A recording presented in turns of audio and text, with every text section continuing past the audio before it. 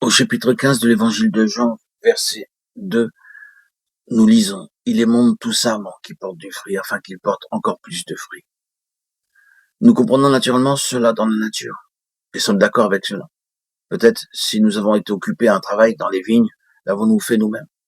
Il est étrange de croire en cela, comme en une loi de la nature, et de dire c'est la chose juste et la meilleure à faire que de tailler ce sarment ici, de sorte qu'il porte plus de fruits. Mais nous ne sommes pas d'accord avec le Seigneur lorsqu'il le fait en nous, lorsqu'il se met à faire cela.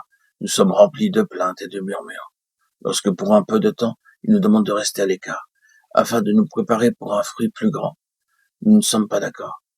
Nous ne comprenons pas le Seigneur, et nous commençons à douter de son amour. Jésus a montré cela comme une vérité positive. Il se trouve ici quelques sarments qui portent du fruit, et c'est celui-là qu'il émonde.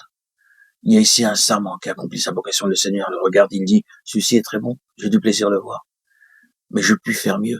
Il y a quelque chose de meilleur que ce que peut faire ce sarment. Il prend donc le couteau et il nous discipline. Il nous réduit afin de nous faire en croître.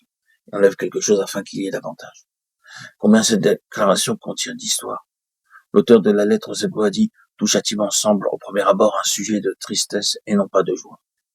Mais ensuite il produit un fruit de justice et de paix pour ceux qui ont été ainsi exercés. Hébreux 12, 11.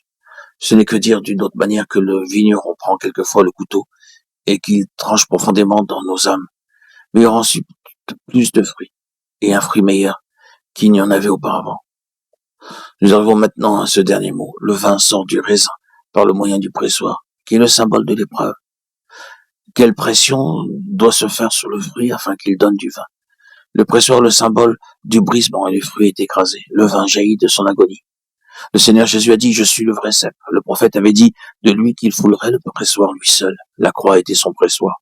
Combien il a été pressé et foulé par la croix.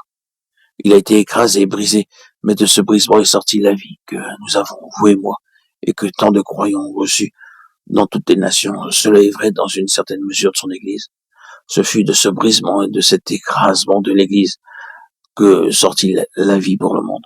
Et cela est vrai de chaque membre, de chaque sarment du cep. Si nous voulons accomplir ce ministère vivant et vrai, ce ne sera que par beaucoup de souffrance, par le pressoir, par la pression et par le brisement. Paul a dit, nous avons été excessivement accablés au-delà même de nos forces, 2 Corinthiens 1,8. Mais quelle vie est sortie de la pression subie par cet homme? Il en est ainsi. Nous ne parlons pas de la prédication, de l'enseignement biblique, mais de ce grand ministère de Christ qui répand sa vie par nous. Elle peut être apportée aux autres par la prédication ou par l'enseignement ou par la vie, mais lorsque c'est sa vie, elle sortira de nos expériences de souffrance. Un prédicateur ou un docteur qui n'ont jamais souffert n'apporteront jamais la vie. Cela peut ne pas nous paraître une vision très agréable, mais c'est vrai. Les meilleurs docteurs et les infirmières doivent être ceux qui connaissent personnellement ce qu'est la souffrance. Quelques-uns sont simplement des professionnels. Ils vous traitent comme un cas. Vous êtes simplement un cas, un numéro. Mais il y en a d'autres qui vous traitent comme une personne, un être humain, et ils prennent soin de vous. Si vous demandez le pourquoi, vous pourrez trouver qu'ils ont en eux-mêmes un arrière-plan de souffrance. Ils connaissent un peu ce que vous traversez. À la lecture de la lettre aux Hébreux, nous n'avons pas un souverain grand prêtre qui ne puisse compatir nos faiblesses, puisqu'il a été tenté comme nous en toutes choses. Il peut secourir ceux qui sont tentés. Hébreux 4:15 et 2:18. Il a passé par le pressoir, et nous en avons reçu la bénédiction. Est-ce pour cela que Paul a dit, afin de le connaître lui, et la communion de ses souffrances, Philippiens 3:9. Il savait très bien que les souffrances de Christ signifiaient la vie, et si Paul désirait quelque chose pour les autres, c'était qu'ils aient cette vie, et qu'ils l'aient par lui. Il dit donc, afin de connaître la communion de ses souffrances.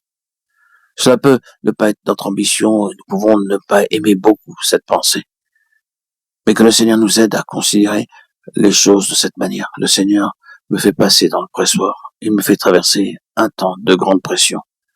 Je suis brisé et écrasé. C'est pourquoi le Seigneur veut avoir plus de fruits, plus de vie, et il veut que d'autres encore aient la vie. C'est la nature de sa vie, de tendre vers d'autres. C'est la vraie vigne. Tout ce qui n'a pas cette nature, est la vigne fausse. Je suis le cep et vous êtes les sarments. Évangile selon Jean, chapitre 15, verset 5.